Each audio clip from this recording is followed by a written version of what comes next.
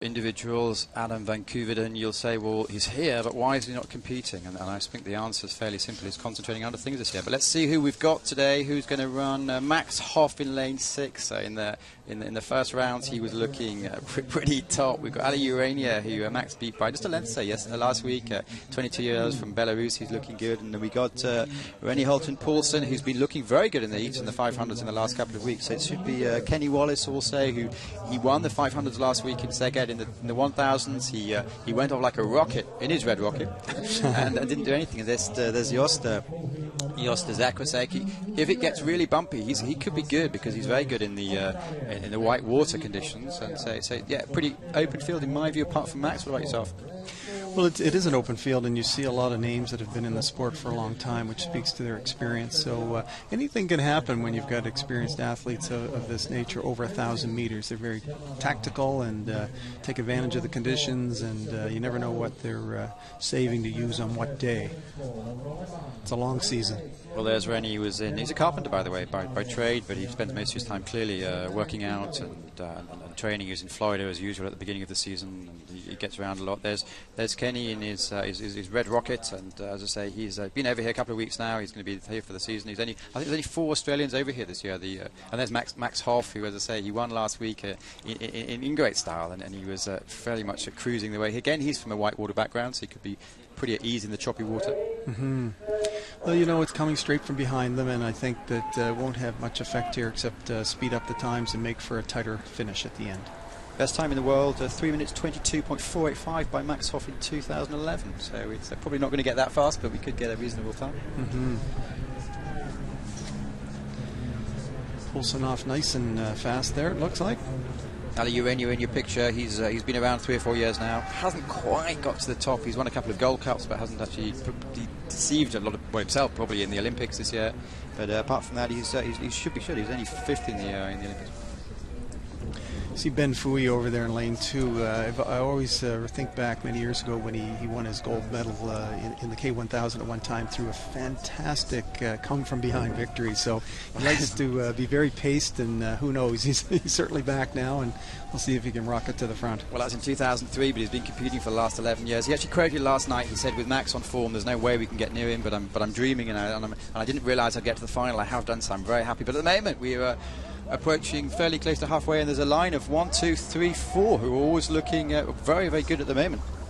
And we've got Marko Tomicevic from Serbia, who's had some good results, and he's in it as well. But the big 4 at the moment are pulling ahead of the field, aren't they? Well, they're pulling ahead and keeping an eye on each other, just staying nice and relaxed and trying to be very technical through the middle of the race. And it's really about who has the most in that last 200 meters. At the moment, as I say, we've seen in the last couple of weeks, Rennie Holton-Poulsen, he does put down a mark, doesn't he? He does go out and say, catch me if you can, and he's also got a fast finish. But coming through the halfway mark, and it's still there's 3 of them in it, and Tomicevic is possibly falling back a little bit. The others are maybe pacing themselves, but with Mr. Poulsen is looking good. Well, clearly any of those 3 front runners could win this race, and they all look very relaxed, very technically strong. Good stroke rates here too, moving the boats nicely. 300 meters to go, and Yusil, it's very tactical. They'll know each other inside out, clearly, won't they? Well, that's it. They race against each other all the time, and for many years now, so they know who makes a move where. So that's the tactical side of it, and making sure that you don't show your cards too soon. But again, first year in a new quadrennial, sometimes people try new race plans. And last year we had Rennie Poulsen. He was good at the beginning of the World Cup season. Yes, he won in Poznan for the first race, and so he has a tendency to go well early. But I'd still at this stage. Well, I'm not a technical, so I can't tell you what's going to go on. But my money would be on Max. Well, he races nicely from behind, so we'll see here what happens in this last 200 meters. And at the Olympics, if he kept the same pace for in fact, he did keep the same pace for all his 4 split times, but the last 50 meters there was extraordinary, wasn't it? But it's coming now to the action part, about 120 meters to go. No one's going to catch Poulsen here now. Well, there you go. It looks like we can announce now the winner is going to be Rennie Holton-Poulsen, 24 years old, from Denmark. Looking very much in control there. A little look to his left to see who's moving on him and how much he has to go in this last 100 meters. Well, there you go, 40 metres to go, and in the end, Kenny's flying back. He could even take the second place.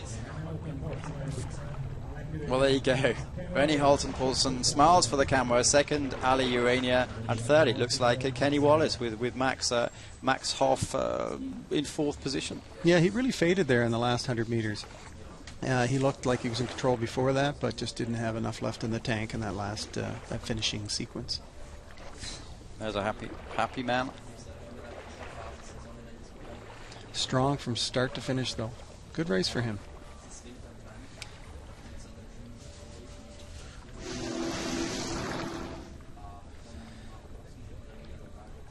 Is it more difficult to motivate yourself when you're national set up for obviously, if you look at the Hungarians and the Germans, and even the Canadians to some extent, you've got quite a big base, but in some nations there's only 3 or 4 athletes competing. Does that mean they closely go with other nations, or do they just have to fight it out for themselves? Or?